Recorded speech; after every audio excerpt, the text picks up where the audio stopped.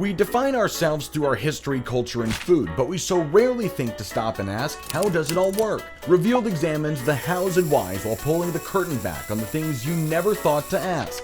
On this episode, the spotlight is on Amateur Night and the rich history of the Apollo Theater.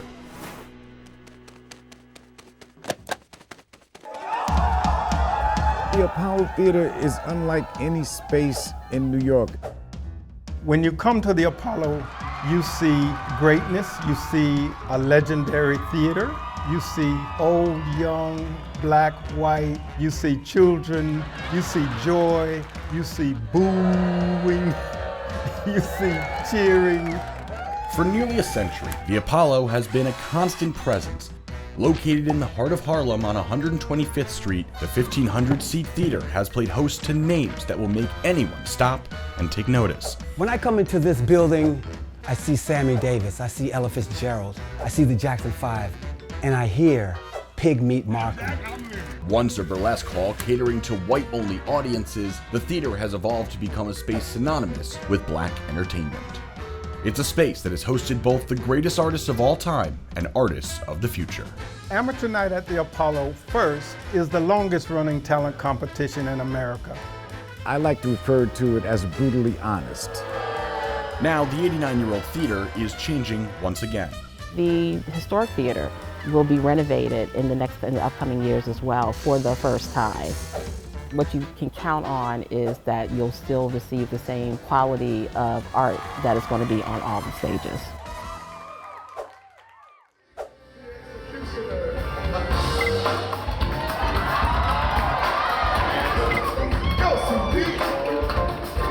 I'm C.P. Lacey, the executioner here at the world famous Apollo Theater.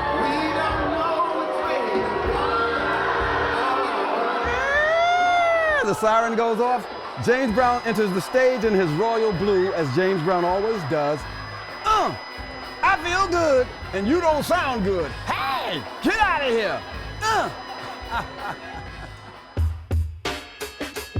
I've been doing this job for, I'd say about 36 years, 37 years, counting this one. I won here doing my James Brown routine about 7 times. I won first place.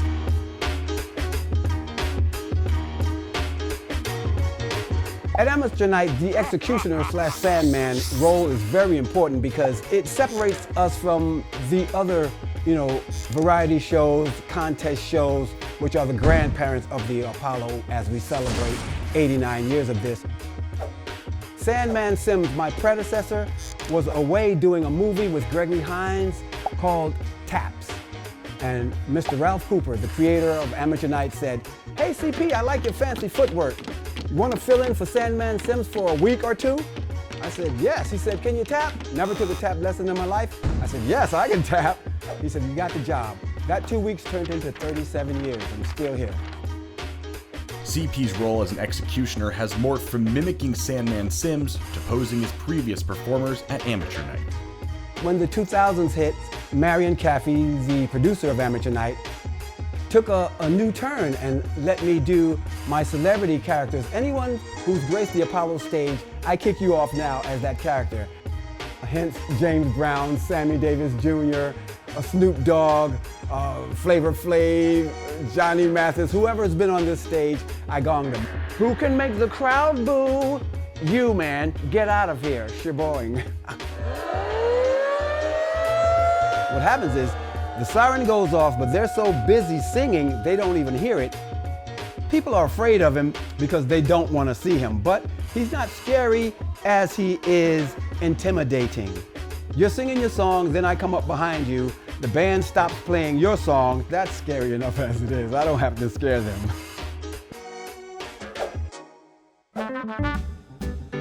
The sign of the Apollo is as iconic as the legendary performers who have graced its stage. When you walk down 125th Street, you'll see the Apollo Blade sign sticking right out, APOLLO. It's all in red, and that's the first thing that captures your vision. I started running errands here in 1965 when I was 15 years old. Basically, it was R&B and jazz, I've seen it evolve into the hip-hop generation and neoclassical. I've seen it evolve into heavy metal artists performing here. You know, the Taylor Swifts, the Paul McCartneys, the Bruce Springsteens. Every performer that's worth their salt wants to play the Apollo Theater. Billy Mitchell, or as the children of Harlem would call him, Mr. Apollo, has witnessed the evolution of the theater and how it's become the historic space it is today. I've been giving service to the Apollo Theater off and on for 58 years. What keeps me here at the Apollo Theater? I love our culture. I love Harlem. My mother was born in Harlem in 1923 in the original Harlem Hospital. I was born and raised in Mount Vernon. I grew up in the Bronx. Dating back to post-World Wars and the Great Depression, the Apollo Theater has served as a beacon for the community of Harlem. Harlem is in who I am. Harlem is the African-American capital of the world. Every black community in the world looks towards Harlem for leadership, for fashion, for activism, for what we do, for culture. So that's what keeps me here. The theater opened its doors back in 1914. The building, which is presently called the Apollo Theater, was originally a segregated burlesque house known as Hertig and Siemens New Burlesque Theater. African Americans weren't allowed to come inside this building to sit down and see shows. We weren't allowed to perform on the stage. We weren't allowed to work here. African Americans weren't allowed to come into any theater back then.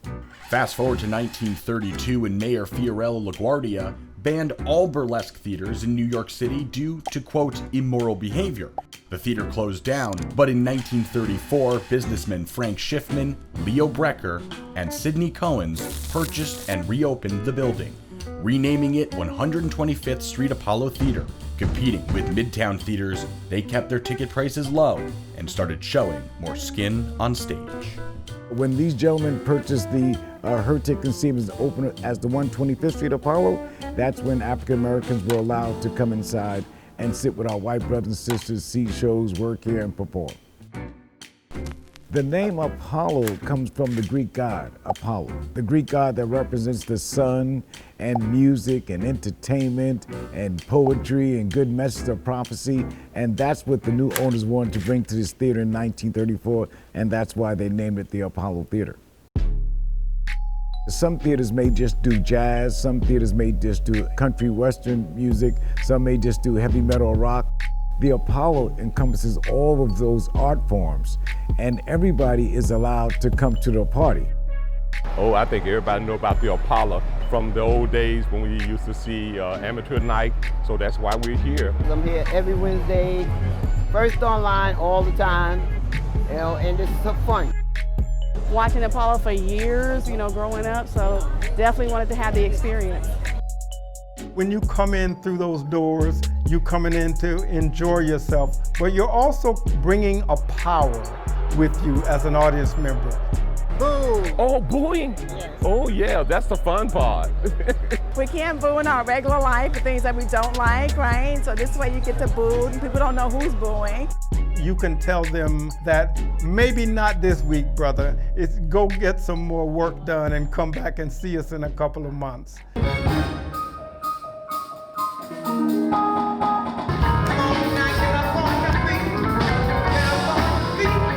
When I come into this theater daily and weekly, my job is to not screw this up.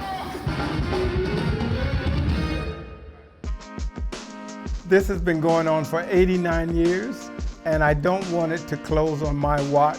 How do you keep it relevant in 2023 and hold on to the heart and spirit of 1934? Marion Cathey has worked for 14 years as the producer of Amateur Night at the Apollo. He casts online and live auditions, followed by weekly rehearsals for the contestants, band members, and CP Lacey to prepare for the show. You want to make sure that you have young kids and older people, and you have all races, creeds, and colors on stage, but really talented. Always trying to find that next star, find that next beacon of light.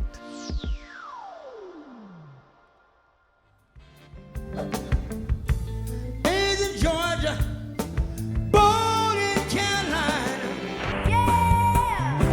oh, we got some places to see. always will be one of the things that life just... Thousands of hopeful performers have graced the world-famous Apollo stage since Amateur Night began in 1934. Some have become musical icons. Performers like James Brown, Pigmeat Markham, Her, Stevie Wonder, Aretha Franklin, and the Jackson 5 have made their mark at the Apollo Theater. Now imagine this, the first young lady to come out on the stage and win the contest and went on to become a legend was none other than Ella Fitzgerald to showcase their talent. Because there's so much talent out there. And a lot of times these talented people don't get an opportunity to show the world what they have. That's where we come in. A lot of really amazing artists were booed here, but that also speaks to the audience. But it also speaks to those artists that said, okay, I got booed at the Apollo. Let me go and get my game up. You know, let me go and continue to dig into my craft. No audience is exactly alike. And every time we give them 130%, they give us 500% right back. It's a great show. And I love the energy. Amateur Night dates back to the Apollo's opening. Each Wednesday, wannabe stars come to show what they got. First kids,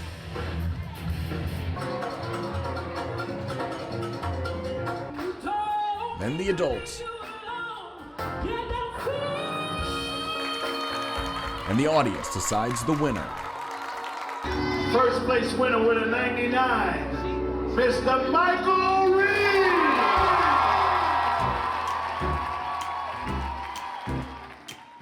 Since 1934, the performers of Amateur Night at the Apollo have also touched the Tree of Hope, a constant at the site.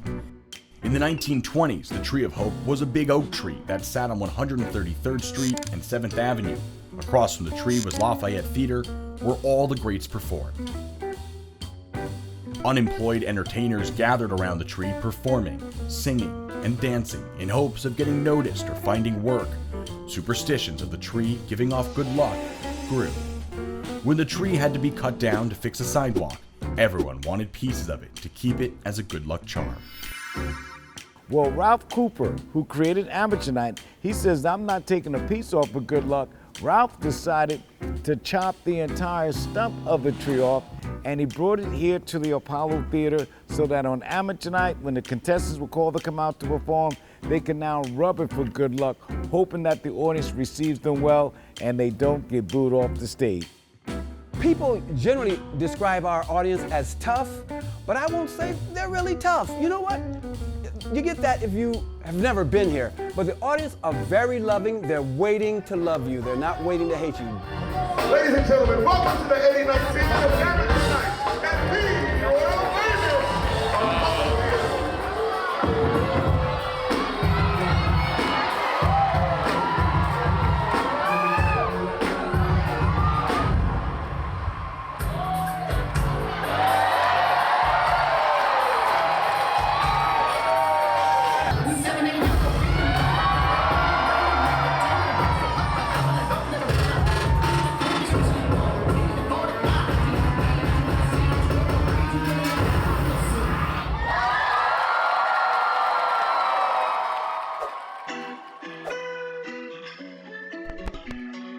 Some people come here to see a show. Sometimes people come here to mourn when one of our greats have transitioned. This is one of the places where they come when James Brown died, when Michael Jackson died, when Prince died, when Aretha died. Everyone comes to the Apollo Theater, and also the Apollo Theater is a place that we come to convene and exchange ideas.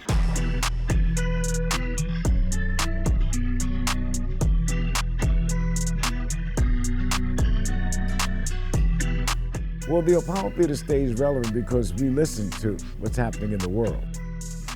We're able to evolve and change. We just don't stay. The Apollo Theater is not a museum, it's a working theater.